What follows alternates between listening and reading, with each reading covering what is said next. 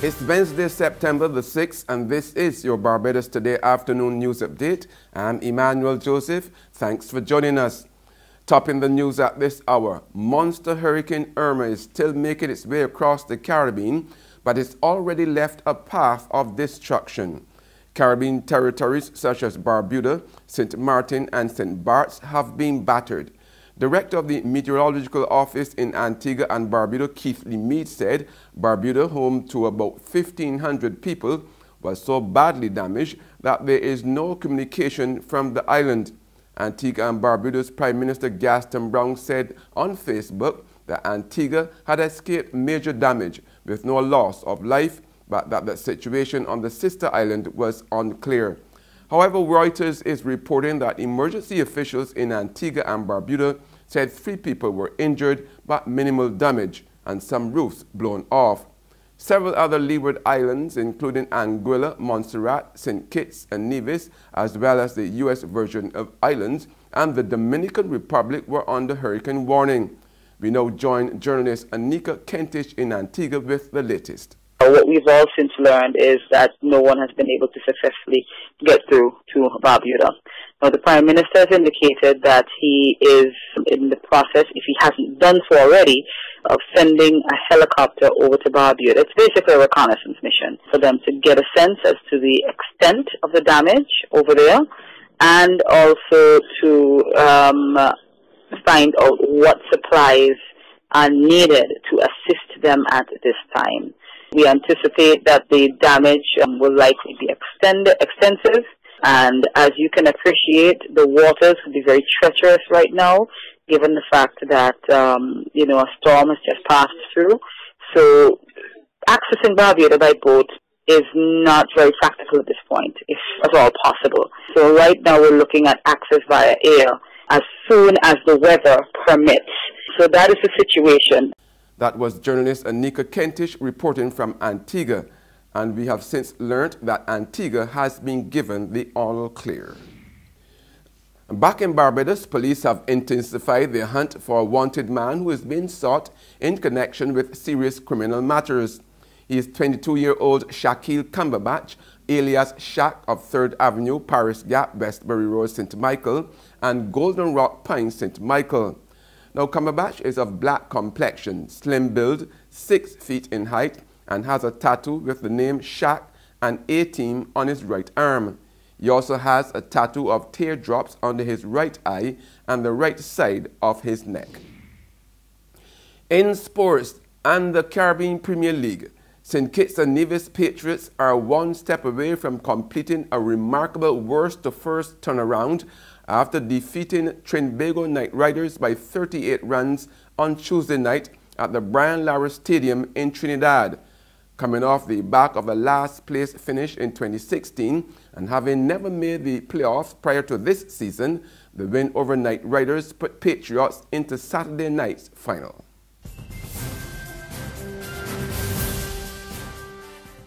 Who calling? Get your yams and potatoes. Wait, my girl, how you want to see you for long? I God, how you keeping? But you don't sell the nation paper no more. But that paper ain't selling. This months now I stop selling that. Look, one time I would have make a little dollar on the Sunday sun. But when Sunday night, I still trying to get the weather there.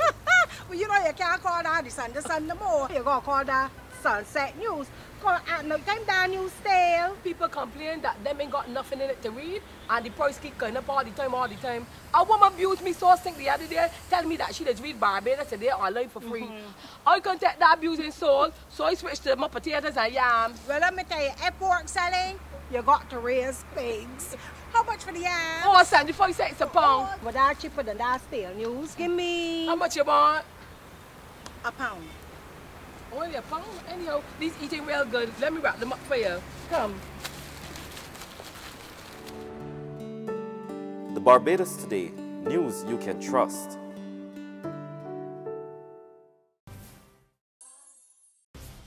In Jamaica, Prime Minister Andrew Holness is defending government's decision to declare Mount Salem a special zone of anti-crime operations. This amidst questions over the true figure for murders in that community, leading to it being chosen for zoning. Reports emerged yesterday that the figures released by the police during the declaration of the zone were a combination of murders and shootings. The National Security Council is chaired by the Prime Minister. Mount Salem and its environs were last Friday declared the first zone of special operations. Declaring that no longer will any area remain a haven for criminals to hide, Prime Minister Andrew Holness said there was ample evidence of rampant criminality and violence to declare the area a zone of special operations. It was reported that Mount Salem has recorded 54 murders so far this year, while there were 85 murders in 2016. It was also reported that there were 12 major gangs operating in the area. On the international scene, President Donald Trump may be having a change of heart over his decision to scrap the so-called Dreamers immigration plan. Trump announced last night in a tweet he plans to revisit his administration's decision on the Deferred Action for Childhood Arrivals Program, or DACA, if Congress is unable to pass legislation on the issue within 6 months. President Trump's decision announced today to end DACA, President Obama's temporary protection for young undocumented immigrants. 800,000 or more people brought here as children. Many of them have spent their whole lives in America. This is the only country many have known. Here's what the president had to say about them late today. I have a great heart for the folks we're talking about, a great love for them. And people think in terms of children, but they're really young adults. I have a love for these people, and hopefully now Congress will be able to help them and do it properly. He loves them, he said. Well, today the president showed his love by putting the fate of all these people in the hands of Congress, people who not only could not pass the DREAM Act, which would have covered them years ago, but as CNN's Jake Tapper put it today, could not agree on what to have for lunch. And that's news and sports, but for the very latest, visit our website at www.barbadostoday.bb. Also subscribe to our e-paper, email updates, and like us on Facebook. We are also on Izumi Media in bus terminals, our screenplay at supermarkets and the gas stations near you, as well as the Mix 96.9 FM. I'm Emmanuel Joseph. Have a fantastic day.